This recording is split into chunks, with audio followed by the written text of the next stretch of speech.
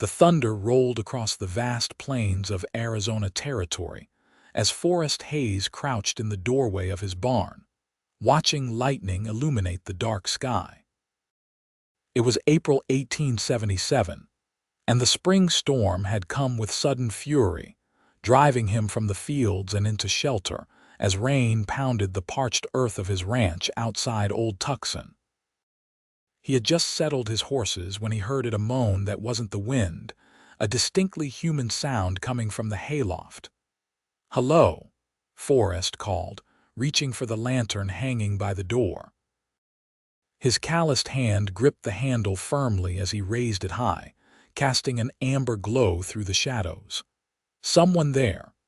Another moan answered him, followed by a gasp that turned into a muffled cry. Forrest took the wooden ladder 2 rungs at a time, his heart hammering against his ribs. As his head cleared the loft floor, the lantern light fell upon a woman huddled in the hay, her face contorted in pain, dress soaked with rainwater and something that made Forrest's breath catch in his throat. "Sweet Jesus," he whispered, moving toward her. She was young, perhaps 20, with honey-brown hair plastered to her forehead. Her hands clutched her swollen belly as another contraction seized her. Miss, can you hear me?" Her eyes deep blue like the mountain lakes fixed on him with a mixture of fear and desperation. "Please," she gasped. "Please help me." Forrest set the lantern down, kneeling beside her in the hay. "I'm Forrest Hayes. This is my ranch. What's your name?" "Charlotte," she managed between ragged breaths. "Charlotte Morgan. Miss Morgan, you're having a baby." She nodded, tears streaming down her dirt-smudged face. "I know. I didn't," her words cut off as another contraction gripped her, and she cried out, clutching blindly for something to hold. Forrest offered his hand without thinking, and she grasped it with surprising strength. "I'm going to help you," Forrest said, fighting to keep his voice steady. At 30, he'd broken wild horses, fought off bandits, and weathered droughts that had driven weaker men to ruin, but he'd never delivered a baby. "But I need to get you down from here, get you to the house." Charlotte shook her head vehemently. "No time," she gasped. "It's coming, the baby's coming now." Forrest's mind raced. The nearest doctor was in Old Tucson, a good hour's ride away. Impossible in this storm, impossible with a woman in labor. He'd helped birth calves and foals, but this was different. This was a woman alone in pain, with no one but a stranger to help her bring a new life into the world. "All right," he said, shrugging off his canvas jacket and rolling up his sleeves. "I'm going to help you, Charlotte. You and your baby are going to be just fine." The next hours passed in a blur of pain and determination. Charlotte fought with every ounce of her strength, following Forrest's hesitant instructions as he recalled what little he knew about childbirth from watching his sister-in-law deliver her children years ago. The storm raged outside, but inside the barn, a different kind of tempest was breaking. "I can see the head," Forrest announced, his voice thick with emotion. "You need to push again, Charlotte. One more big push." Charlotte gathered her remaining strength, gripping Forrest's hand and the hay beneath her as she bore down with a primal cry that echoed through the barn. And then a miracle. A tiny, slippery body slid into Forrest's waiting hands, and a new cry joined the thunder. "It's a boy," Forrest said, tears blurring his vision as he quickly wiped the infant's face and wrapped him in his clean shirt. "You have a son, Charlotte." He placed the squalling infant on Charlotte's chest, and the exhausted woman looked down at her child with wonder, her fingers tracing his tiny features. "Hello," she whispered. "Hello, my little one." Forrest watched them, this woman and child who had appeared in his barn like a dream, and felt something shift inside him, something fundamental and irreversible. He had never imagined himself as a father. His life as a solitary rancher had seemed set. But as he helped Charlotte deliver the afterbirth and made her as comfortable as possible, He knew that nothing would ever be the same. "I need to get you both to the house," Forrest said once Charlotte had fed her son for the first time. "This is no place for a new mother and baby." "I can't impose," Charlotte protested weakly. "We'll move on as soon as you're not going anywhere tonight," Forrest interrupted firmly. "Or tomorrow. You need rest and care, and so does he." He nodded toward the sleeping infant. "No arguments, Miss Morgan. I'm a stubborn man." Too exhausted to protest further, Charlotte allowed Forrest to carry her and the baby down from the loft. He settled them in his own bed in the small but sturdy ranch house, building up the fire and brewing tea from his meager supplies. As Charlotte drifted off to sleep, her son nestled securely against her. Forrest sat in the wooden chair by the bed, watching over them both. Dawn broke clear and golden after the storm. Forrest had dozed in the chair, waking whenever the baby fussed or Charlotte stirred. As the first rays of sunlight filtered through the window, he found Charlotte watching him, her eyes clearer now though dark circles shadowed them. "You stayed," she said softly. "Of course I did," Forrest replied, stretching his stiff muscles. "How are you feeling?" "Sore. Tired. Grateful." Her eyes filled with tears. "I don't know what would have happened if you hadn't found us." Forrest cleared his throat, uncomfortable with her gratitude. "Anyone would have done the same." "No," Charlotte said firmly. "Not everyone would have helped a strange woman giving birth in their barn." She looked down at her son, who was beginning to wake. "I named him last night while you were stoking the fire." "Oh." Forrest found himself strangely invested in her answer. "Nathaniel," she said. "It means gift from God, and that's what he is, what you both are to me." Forrest felt heat rise to his face. "It's a fine name," he said. "Now you should eat something. I'll make breakfast." Over a simple meal of biscuits and bacon, Charlotte began to tell her story. She had come from Missouri, traveling west with her husband, Daniel, who had dreams of striking it rich in the silver mines. But Daniel had fallen ill and died in New Mexico territory, leaving Charlotte alone and pregnant. With nowhere else to go, she had continued west, following Daniel's original plan to reach family friends in California. "I was trying to make it to the next town when the storm hit," she explained. "I saw your barn and just wanted shelter for the night." She looked down at Nathaniel, suckling at her breast.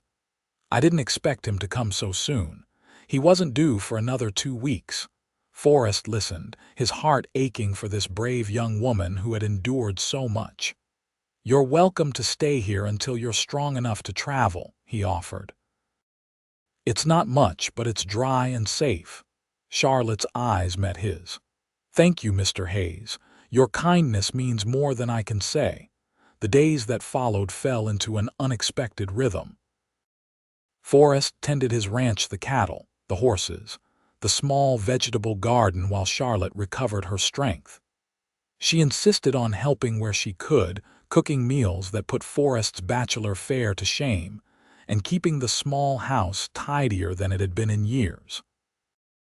Nathaniel grew stronger by the day, his lusty cries giving way to curious coos as he took in the world around him. Forrest found himself drawn to the infant, fascinated by his tiny fingers and the way his blue eyes, so like his mother's, tracked movement. In the evenings, after supper, Forrest sometimes held Nathaniel while Charlotte rested, marveling at how perfectly the child fit in the crook of his arm. A week passed. Then 2. Charlotte mentioned her journey to California less frequently, and Forrest never pressed her about her plans. Something unspoken was growing between them, a comfortable companionship that neither was eager to disrupt. It was on a warm evening in early May when Forrest finally broached the subject that had been weighing on his mind. They sat on the porch, watching the sunset paint the Arizona sky in brilliant oranges and reds. Nathaniel was asleep in a makeshift cradle Forrest had constructed from an old apple crate. "Charlotte," Forrest began, his voice unusually hesitant. Have you given any more thought to your plans? For you and Nathaniel, Charlotte was quiet for a long moment. Every day, she finally admitted. The friends in California, they're my husband's friends, not mine. I've never met them. I don't even know if they'd welcome us. Forrest nodded, turning his hat in his hands. You could stay here, he said, the words coming out in a rush. Not forever if you don't want to, but until you figure out what's next. The ranch is doing well enough. There's room. Charlotte looked at him, surprise and something softer in her expression. Why would you offer that? You barely know me. Forrest met her gaze steadily. I know you're strong, I know you're kind, I know you're a good mother to Nathaniel. He paused. And I know the house feels more like a home with you both in it. Charlotte's eyes filled with tears and she blinked them away. I'm a widow with a newborn child, Mr. Hayes. I have nothing to offer but complications. Forrest, he corrected gently. And you're wrong. You've brought life back to this place and not just with Nathaniel. He gestured to the ranch around them. I've been alone here for 5 years since my brother moved his family to Colorado. I didn't realize how lonely it was until you came. Charlotte reached out hesitantly, placing her hand on his arm. I don't want to be a burden. You're not, Forrest said simply. Stay, Charlotte. At least for now. She nodded, a small smile curving her lips. For now, she agreed. As spring blossomed into summer, Charlotte and Nathaniel became fixtures at the Hayes Ranch. Charlotte proved herself not just a skilled homemaker, but a capable ranch hand as well, having grown up on a small farm in Missouri. She helped Forrest with the garden, expanded it to include herbs and more vegetables, and even learned to help with the horses, showing a natural way with the animals that impressed Forrest. Nathaniel thrived under their joint care. By July, he was smiling and gurgling, reaching for Forrest whenever he came into view. The first time Nathaniel had fallen asleep on Forrest's chest, Charlotte had found them both dozing in the rocking chair on the porch, the baby's small hand clutching Forrest's shirt. She had stood watching them, her heart full of emotions she wasn't ready to name. It was Forrest who first acknowledged the shift in their relationship. They had ridden into Old Tucson together, Nathaniel secured in a sling against Charlotte's chest, to purchase supplies and introduce Charlotte to the small community. As they walked down the town's dusty main street, Forrest found himself placing a protective hand at the small of Charlotte's back, nodding to acquaintances who looked curiously at the woman and child accompanying the usually solitary rancher. At the general store, the proprietor's wife, Mrs. Jenkins, didn't bother hiding her interest. Well, Forrest Hayes, aren't you full of surprises, she said, peering at Charlotte and Nathaniel. And who might these lovely folks be? Forrest hesitated only a moment. This is Charlotte and Nathaniel, he said, his voice steady. My family. Charlotte's startled glance met his, but she didn't contradict him. Later, as they loaded their purchases into the wagon for the ride home, she finally spoke of it. Family, she asked quietly, adjusting Nathaniel's sling. Forrest helped her up onto the wagon seat, his hands lingering at her waist longer than necessary. It seemed simpler than explaining, he said, though they both knew it was more than that. Is that what we are? Charlotte pressed, her eyes searching his. A family. Forrest climbed up beside her and took up the reins.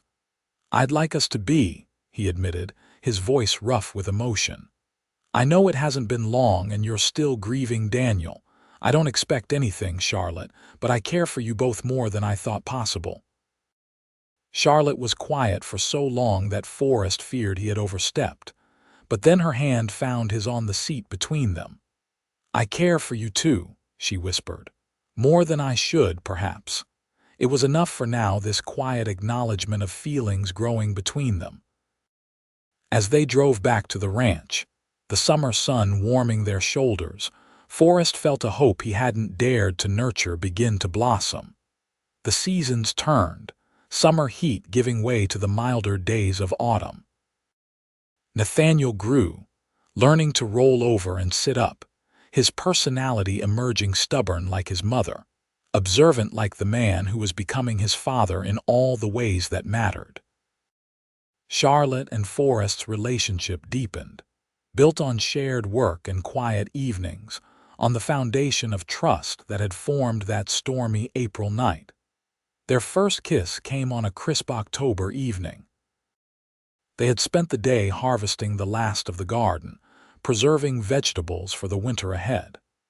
Nathaniel had gone to sleep easily, exhausted from a day spent watching the activity from a blanket spread in the shade. Charlotte stood at the kitchen basin, washing the day's dirt from her hands, when she felt Forrest's presence behind her. "Let me," he said, taking the towel and gently drying her hands. His touch was reverent, his calloused fingers tracing the lines of her palms as if memorizing them. Charlotte turned to face him, her breath catching at the intensity in his green eyes. "Forrest," she whispered, not quite a question. He cupped her face in his hands, giving her every chance to pull away. When she didn't, he lowered his lips to hers in a kiss so tender it brought tears to her eyes.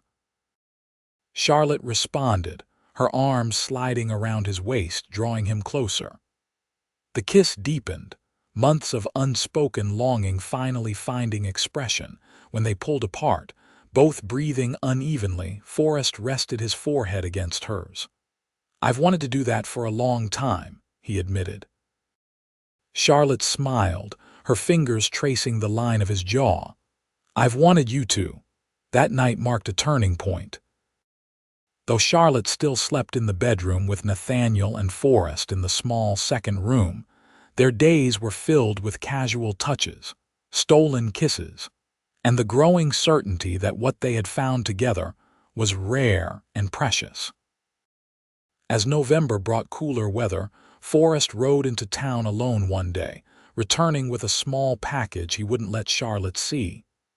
That evening, after Nathaniel was asleep, he asked her to join him by the fire. "I've been thinking," he began, taking her hands in his, "about us. About Nathaniel, about the future." Charlotte felt her heart quicken.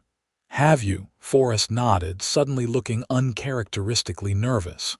"Charlotte, I know you came to my life in an unusual way. I know you've experienced loss that no one should have to bear.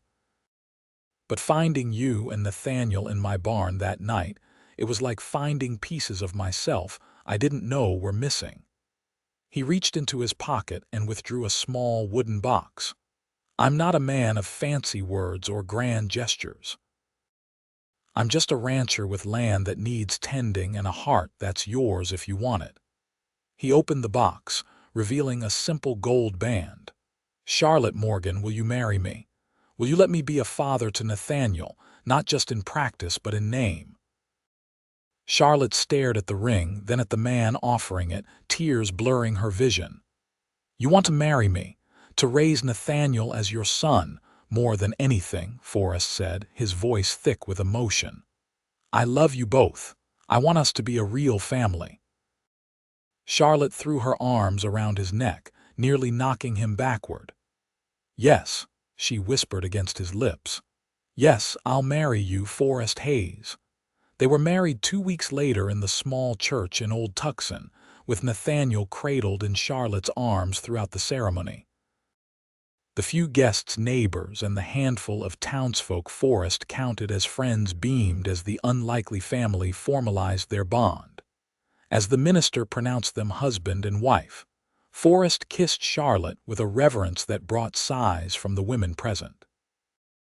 Then he took Nathaniel from her arms, holding the boy close as he addressed the small gathering. "Most men are fortunate enough to find a wife," he said, his voice steady despite the emotion evident in his eyes. "I was blessed to find a family." He looked down at Nathaniel, who reached up to pat his cheek with a chubby hand. "This boy may not have my blood, but he has my name and my heart. From this day forward, Nathaniel Morgan Hayes is my son in every way that matters." There wasn't a dry eye in the church as Forrest sealed this vow with a gentle kiss to Nathaniel's forehead. Life, as a married couple, brought changes to the ranch. Forrest built an addition to the house through the winter months, a larger bedroom for them and a nursery for Nathaniel, with plans for more rooms as their family grew. Charlotte's cooking and homemaking skills transformed the once Spartan ranch house into a warm, inviting home that neighbors began to visit more frequently. Nathaniel's first birthday arrived with the spring, celebrated with a small party that included the closest neighbors. The boy was walking now, unsteady but determined, with Forrest's patient hands always ready to catch him when he stumbled. He had begun calling Forrest Pa and Charlotte Ma, simple words that filled both adults with indescribable joy. As Charlotte tucked an exhausted Nathaniel into his crib that night, she felt Forrest's arms encircle her waist from behind, his chin resting on her shoulder as they gazed down at their sleeping son. "Hard to believe it's been a year," Forrest murmured. "A year since that storm brought you to me." Charlotte leaned back against his solid chest. "The best year of my life," she said softly. "Thank you for finding us that night, for helping deliver him, for becoming his father." Forrest turned her in his arms, kissing her deeply before drawing back with a smile that held a hint of mischief. "Speaking of children," he said, "how would you feel about giving Nathaniel a brother or sister?" Charlotte's eyes widened. "Are you asking if I want more children?" "I'm asking if you're ready to try," Forrest clarified, his hands gentle on her waist. "I'd like a big family, Charlotte." "This house has been too empty for too long." Charlotte smiled, twining her arms around his neck.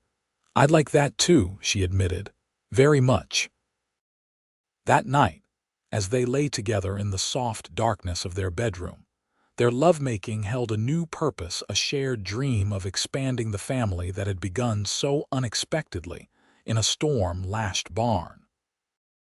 By the following winter, Charlotte was heavy with child again, her belly round beneath her woolen dresses. Nathaniel, now nearly 2, was fascinated by his mother's changing body, placing his small hands on her stomach to feel his siblings' movements. "Baby," he would say solemnly, looking up at Forrest for confirmation. "That's right, son," Forrest would answer, his own hand joining Nathaniel's.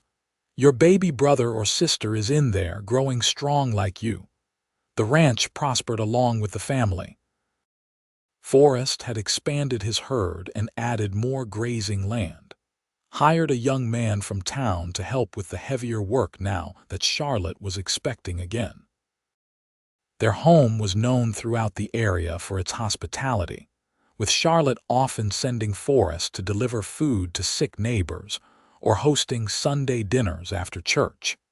It was on a cold January evening in 1879 that Charlotte went into labor with their second child. Unlike Nathaniel's dramatic birth, this one happened in the comfort of their home, with the midwife from town in attendance and Forrest pacing anxiously in the kitchen, keeping a sleepy Nathaniel occupied. When the midwife finally called him in, Forrest found Charlotte propped against pillows, her face tired but radiant, a small bundle cradled in her arms. "Come meet your daughter," she said, her voice filled with wonder. "She has your eyes." Forrest approached the bed almost reverently, Nathaniel balanced on his hip.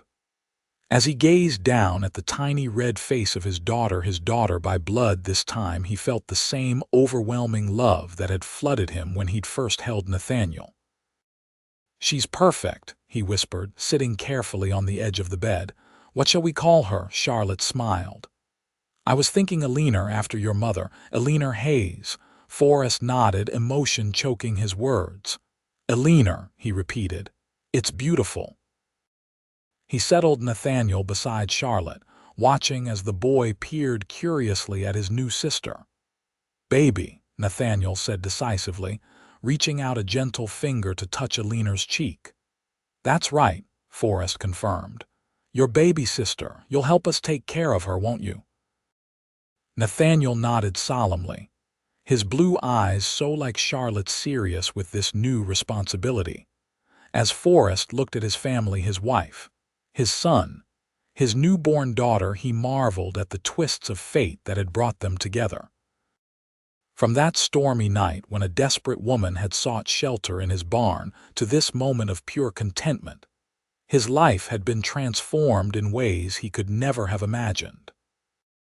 The years flowed by like the streams that cut through the Arizona landscape, sometimes rushing, sometimes meandering, but always moving forward. Nathaniel grew from a toddler to a boy, tall for his age with his mother's blue eyes and a quiet confidence that made Forrest swell with pride. Eleanor, or Ellie as they called her, was her father's daughter, stubborn, with a laugh that could light up the darkest day. They were joined by another son, Michael, in 1881, and finally by twin girls, Sarah and Hannah, in 1884. The Hayes Ranch became known for its fine horses, prosperous cattle, and the lively brood of children who made the once quiet homestead ring with laughter and occasional squabbles. Through it all, the bond between Forrest and Nathaniel remained special. Though Forrest loved all his children equally, there was something unique in his relationship with his eldest, the boy, who had made him a father before he even knew he wanted to be one. When Nathaniel was 10, he came to Forrest with questions about his birth. Charlotte had never hidden the truth from him, but as he grew older, he wanted to understand more about the man who had given him life. Was he a good man? Nathaniel asked as he helped Forrest repair a fence on a warm autumn afternoon. "My first father." Forrest straightened, wiping sweat from his brow as he considered his answer. "Your mother says he was," he said honestly. "He had dreams of making a better life for you both. That's why they were heading west when he got sick." Nathaniel nodded, his young face serious. "But you're my real father," he said, not a question but a statement. Forrest's heart swelled. "I am," he confirmed, "not by blood but by choice. I chose you and your mother that night in the barn, and it's the best choice I ever made." Nathaniel seemed satisfied with this answer, returning to the task of holding nails for Forrest. After a few minutes of companionable silence, he spoke again. "I'm glad it was your barn we found, Pa." Forrest ruffled the boy's hair, his throat tight with emotion. "So am I, son, so am I." As the children grew, the ranch expanded to accommodate their needs. Forrest built a larger house when the twins arrived, with bedrooms for the boys and girls and a spacious kitchen where Charlotte could cook for their growing family. They added a schoolroom where Charlotte taught the children their letters and numbers until they were old enough to ride into town for proper schooling. Life wasn't without its challenges. Droughts came, threatening their livelihood. Sickness visited occasionally. A terrifying week, when Eleanor contracted scarlet fever, had the whole family on their knees in prayer. And as the Arizona territory grew more settled, there were disputes over land and water rights that required Forrest's diplomatic skills to navigate.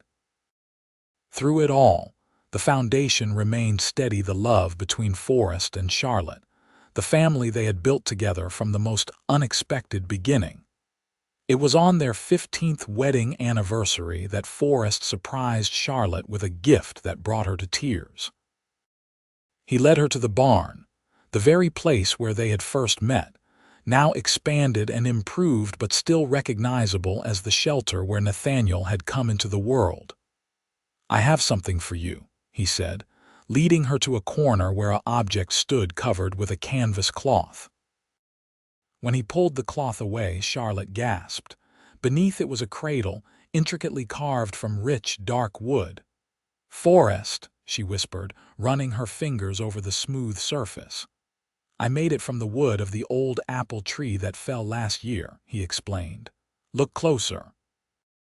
Charlotte bent to examine the cradle and saw the carving on the headboard, a detailed scene of a barn during a storm with a tiny star above it.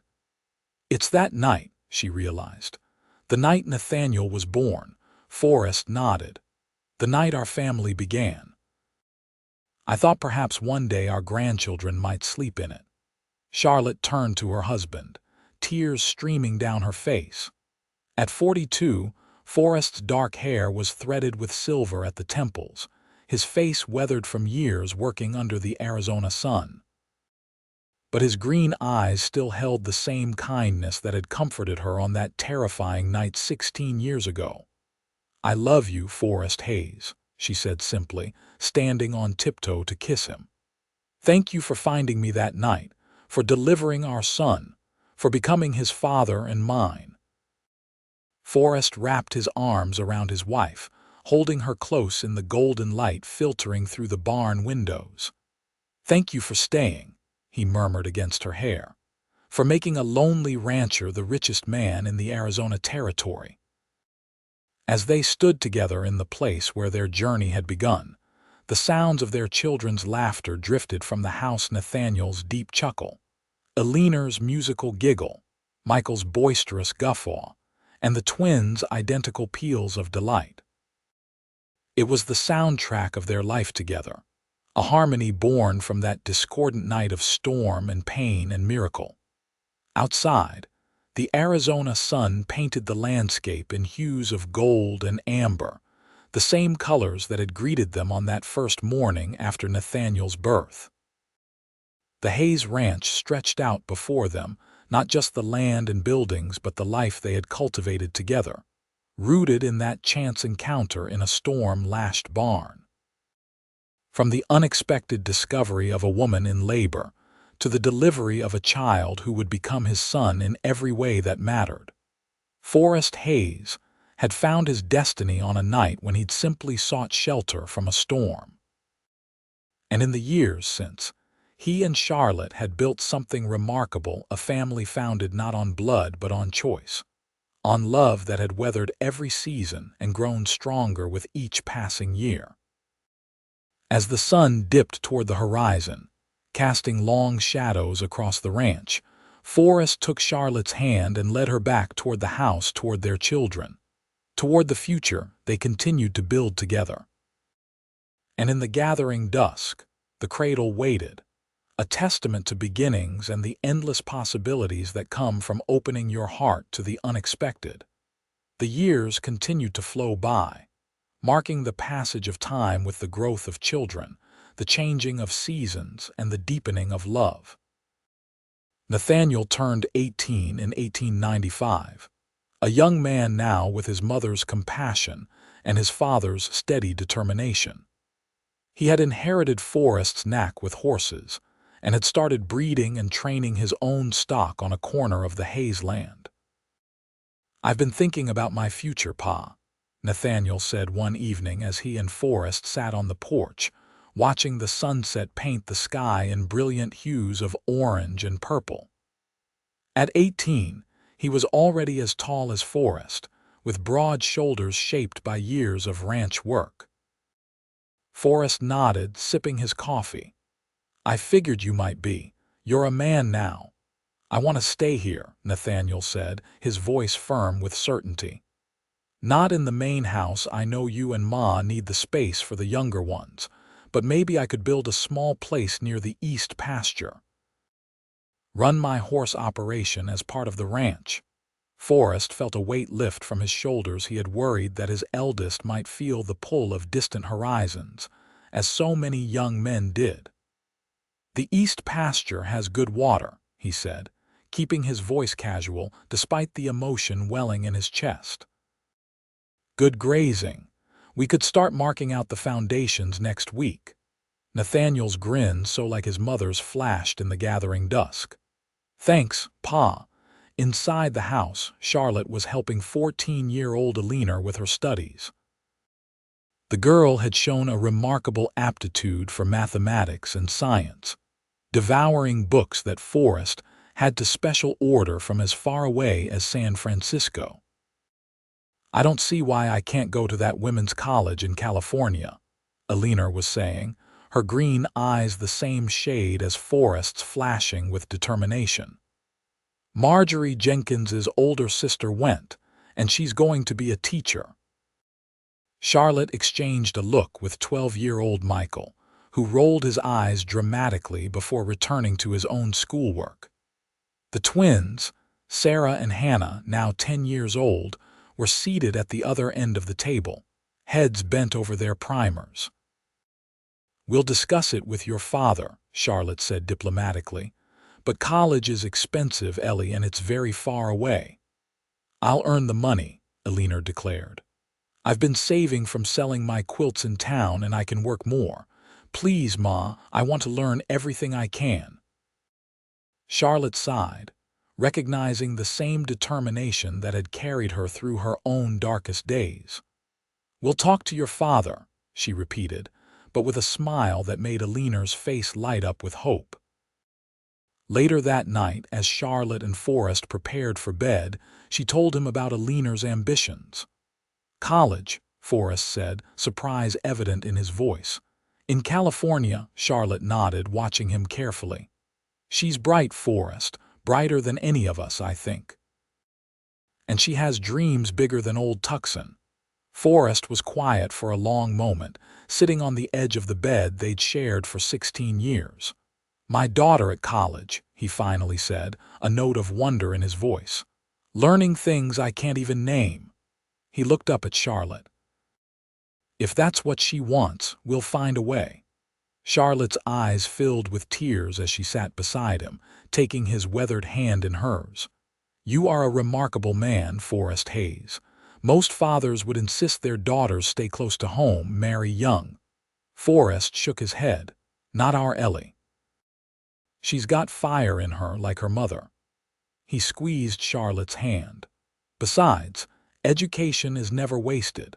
If she goes to college and then decides to come back here and marry some local boy, she'll be the smartest rancher's wife in the territory." Charlotte laughed softly. "And if she decides to become a doctor or a professor, then she'll be the first Hayes to do so," Forrest said simply.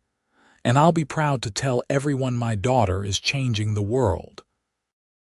As they settled into bed, Charlotte curled against Forrest's side in the familiar way that still brought comfort after all their years together. "Sometimes I think about what might have happened if I hadn't found your barn that night," she murmured. "If I'd kept walking, tried to make it to town." Forrest tightened his arm around her. "You would have been fine," he said. "You're the strongest woman I know, Charlotte Hayes." "Perhaps," she acknowledged, "but Nathaniel and I wouldn't have you. The children wouldn't exist. This life we've built, none of it would be." Forrest kissed the top of her head. "Then I thank God every day for that storm that drove you to my door." The next few years brought changes both expected and surprising to the Hayes family.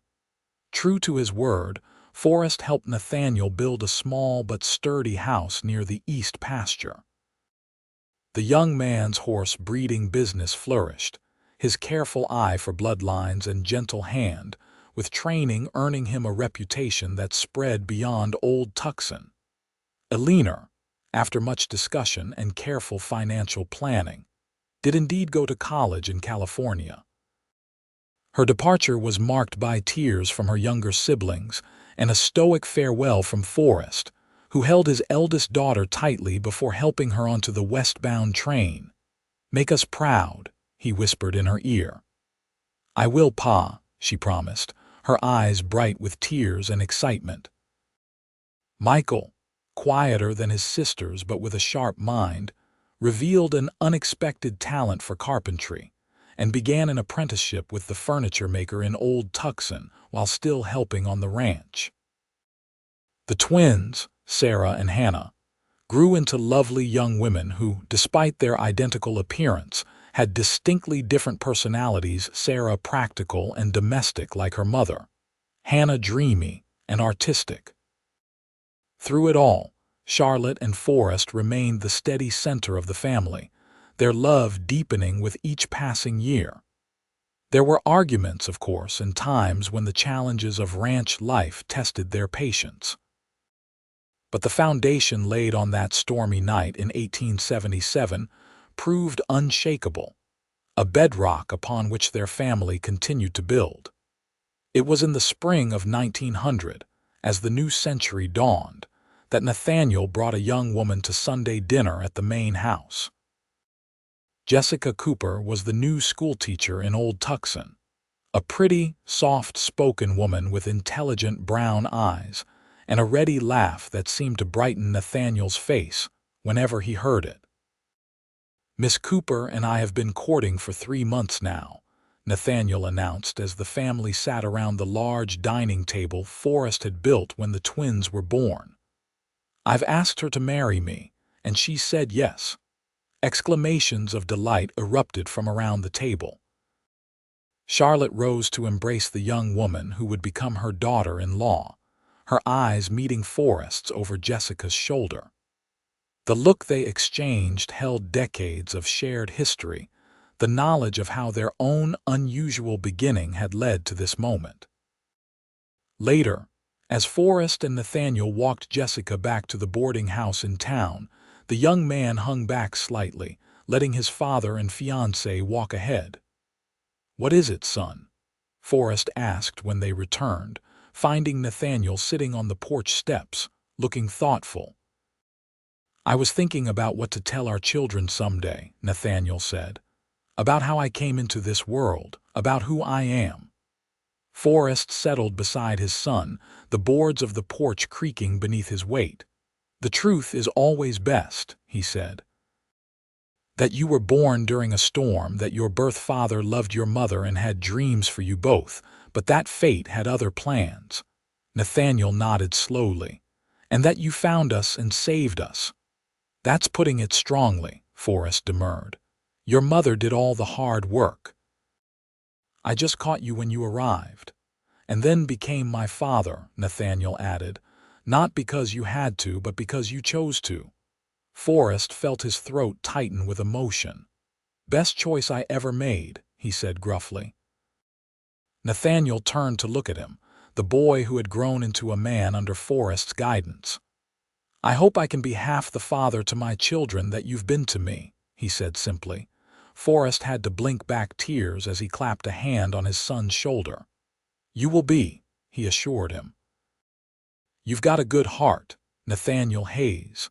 That's what matters most." The wedding was held that fall, a joyous occasion that brought Alina back from California and drew friends and neighbors from miles around. As Forrest watched Nathaniel stand tall and proud beside his bride, he couldn't help but remember the tiny, red-faced infant he had delivered in the hayloft 23 years earlier. "You're crying," Charlotte whispered, slipping her hand into his as they watched the ceremony. "Dust in my eye," Forrest replied, but he squeezed her hand, acknowledging the emotion of the moment. "He's a good man," Charlotte said softly. "You made him that way." Forrest shook his head. "We both did," he corrected. "From that first night through every day since. We made this family together, Charlotte." As the years continued to pass, the Hayes family expanded further. Nathaniel and Jessica welcomed their first child, a son they named Forrest Daniel Hayes, honoring both the father who had raised Nathaniel and the one whose blood ran in his veins. Alina completed her education, and to everyone's surprise, returned to Arizona not as a teacher as expected, but as one of the territory's first female doctors, opening a practice in Tucson. Michael married the furniture maker's daughter and took over the business when his father-in-law retired, while continuing to create beautiful pieces for the ranch house. The twins found their own paths, Sarah marrying a neighboring rancher, and Hannah moving to Phoenix to teach art.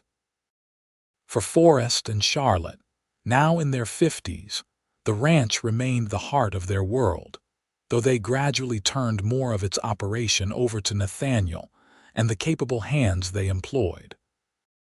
Their home, once filled with the chaos and laughter of 5 children, became quieter but no less warm, often hosting grandchildren for extended stays and family gatherings that grew larger with each passing year. On the 40th anniversary of Nathaniel's birth, that stormy April night, that had changed everything, the entire Hayes family gathered at the ranch for a celebration. 4 generations sat around tables set up in the yard, from Forrest and Charlotte to their newest great-grandchild, just 3 months old. As the sun began to set, Nathaniel stood and called for attention, raising his glass. "I want to propose a toast," he said, his voice carrying across the assembled family. "To my parents, Forrest and Charlotte Hayes, who taught all of us the meaning of family." Murmurs of agreement rippled through the gathering. 40 years ago tonight," Nathaniel continued, "a storm brought my mother to a barn on this very land. She was alone, frightened, and about to deliver a child." He looked at Forrest, his expression solemn. "A stranger found her there, a man who could have turned her away or gone for help, leaving her to face her ordeal alone. Instead, he stayed. He delivered her baby me, and in doing so, delivered himself into a life he never expected." Charlotte reached for Forrest's hand, holding it tightly as their son spoke. "That night in that barn, a family was born," Nathaniel said, his voice thick with emotion. "Not through blood, but through choice, through love. Through the kind of courage that sees what needs to be done and does it, regardless of the cost or complication." He raised his glass higher. "To Forrest and Charlotte Hayes, who taught us that family isn't about who you're born to, but who you're born for. To 40 years of love, sacrifice, and joy." "To Forrest and Charlotte," echoed the family, glasses raised in the golden light of the setting sun. As the evening deepened into night, the younger children were put to bed in the main house and the various outbuildings that now dotted the expanded Hayes Ranch. The adults lingered around the fire, sharing stories and memories that wove together the tapestry of their shared history. Eventually, Forrest and Charlotte slipped away, walking hand in hand toward the old barn, renovated and expanded over the years, but still standing where it all began. They entered quietly, the familiar smells of hay and horses greeting them like old friends. 40 years, Forrest mused, looking around at the sturdy beams and walls that had sheltered them through so much. "Sometimes it feels like yesterday." Charlotte nodded, her silver-streaked hair catching the light from the lantern Forrest had brought. "And sometimes it feels like we've always been here, always been together." They climbed to the hayloft, moving more slowly now but still agile enough to make the ascent. At the top, Forrest spread a blanket he had brought and they sat together, looking out through the small window at the stars scattered across the Arizona sky. "Did you ever imagine that night what would come of it?" Charlotte asked, leaning against his shoulder. "When you found a stranger about to give birth in your barn," Forrest chuckled, the sound deep and warm. "I was too terrified to imagine anything beyond getting through the next hour without disaster," he admitted. "But later, that first morning when I saw you feeding Nathaniel, something in me knew. Not the details, not the decades of life we'd share, but I knew I wanted you both in my life somehow." Charlotte smiled, turning to look into the face she had loved for so long, the lines etched by years of sun and laughter, the green eyes still bright with the same kindness that had comforted her on her darkest night. "You saved us, Forrest Hayes." Forrest shook his head, pulling her closer. "No, Charlotte, you saved me. I was alone here, just existing. You and Nathaniel, you gave me purpose, gave me joy." He brushed a kiss against her temple. "You made this place a home." As they sat together in the quiet darkness, the sounds of their extended family's laughter drifting from the house, Forrest and Charlotte Hayes held each other close. Two people whose lives had intersected by chance, but who had chosen, every day since, to walk the same path together. The storm that had brought them together had long since passed, but the life it had birthed continued to flourish in their children and grandchildren, in the prosperous ranch that bore their name, and in the love that had grown from the most unexpected beginning into something enduring and true. And high above, the stars that had witnessed their first meeting continued to shine, eternal witnesses to the power of a single act of kindness, a stranger's choice to help a woman in need, to deliver her child, and in doing so, to become its father and find his own heart's home in the process.